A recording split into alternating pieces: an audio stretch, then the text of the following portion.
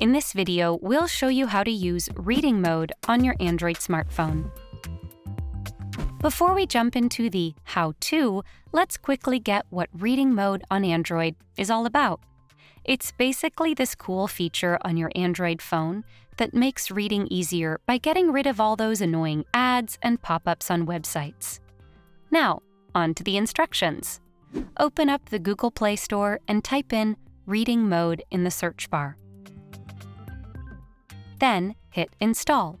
You can also find the app link in the description below for easy access. Once it's installed, just tap on Open and then hit Continue.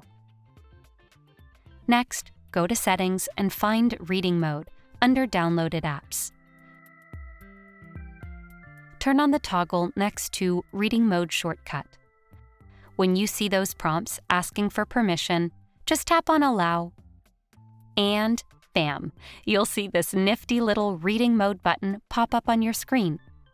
Last but not least, when you're reading stuff online, just tap on that Reading Mode button to zap away all those pesky ads and pop-ups. Or, if you prefer, tap on the play button at the bottom to listen to the content instead.